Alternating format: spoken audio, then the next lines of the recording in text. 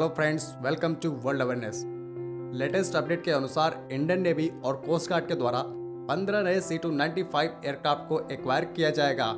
आपको पहले से ही पता है कि इस C-295 एयरक्राफ्ट के 56 यूनिट्स को ऑर्डर इंडियन एयरफोर्स के द्वारा ऑलरेडी दिया जा चुका है, जिसमें 16 एयरक्राफ्ट को एयरबस के द्वारा फ्लाईवे कंडीशन में डिलीवर किया जाएगा और बाकी के 40 एयरक्राफ्ट को इंडिया में ही मैन्युफैक्चर किया जाएगा टाटा डिफेंस के द्वारा।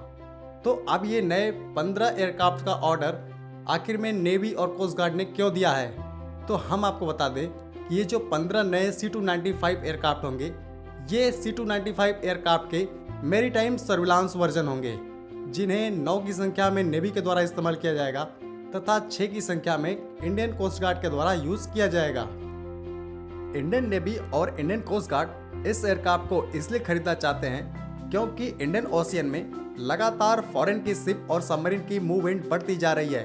खास करके चाइनीज सबमरीन और उनके वॉरशिप की मूवमेंट इंडियन ओशियन में लगातार बढ़ रही है।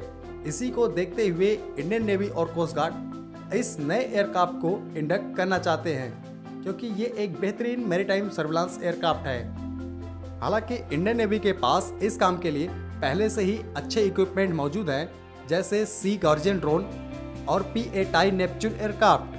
तो आप सोच रहे होंगे, जब इंडियन नेवी के पास P-8I है तो इंडियन नेवी C-295 के मैरीटाइम सर्विलांस वर्जन को क्यों परचेस कर रही है। तो अब मैं आपको इसके पीछे लॉजिक को बताता हूँ। तो P-8I एयरक्राफ्ट बोइंग कंपनी के द्वारा बनाया जाता है और इंडियन नेवी के द्वारा इसकी 12 यूनिट्स को ऑपरेट किया जाता है।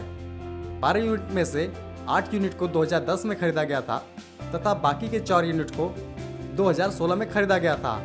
और अभी ये बात निकल के आई है कि इंडियन नेवी के द्वारा इसके 6 और यूनिट को ऑर्डर दिया जा सकता है। लेकिन जब इन P-8I एयरक्राफ्ट को इंडियन नेवी के द्वारा खरीदा गया था तो उस समय C-295 एयरक्राफ्ट को इंडिया में मैन्युफैक्चर नहीं किया जा रहा था।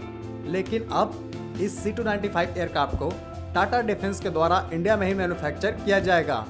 इसीलिए बहुत ज़्यादा चांस है कि इंडियन नेवी इस P-8I एयरक्राफ्ट के बदले इसी C-295 एयरक्राफ्ट के मैरीटाइम सर्विलांस वर्जन को खरीदे।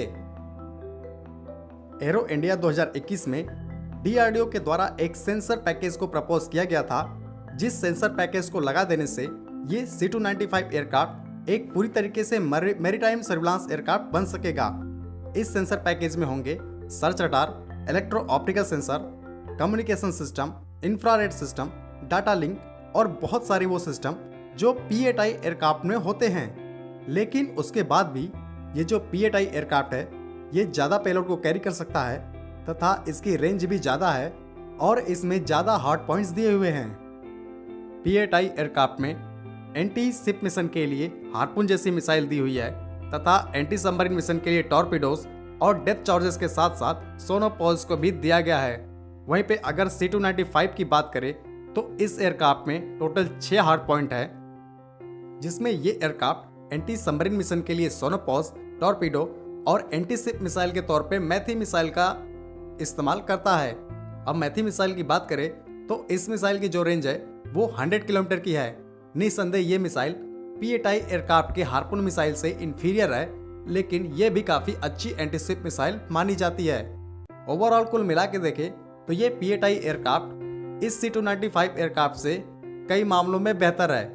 लेकिन अगर नेवी और कोस्ट गार्ड के द्वारा इन दोनों एयरक्राफ्ट्स के कम्बो का इस्तेमाल किया जाता है तो वो ज़्यादा बेहतरीन होगा। और उसके साथ साथ ये जो C-295 एयरक्राफ्ट है, इसकी मैन्युफैक्चरिंग चूँकि अब इंडिया में ही होगी, इसीलिए अगर इसे नेवी और कोस्ट गार्ड के द्वारा लिया जाता है तो वो ज़्यादा बेटर होगा। तो आज की वीडियो को मैं यहीं ख़त्म करता हूँ। प्लीज़ चैनल को लाइक करें और सब्सक्राइब करें। जय हिंद।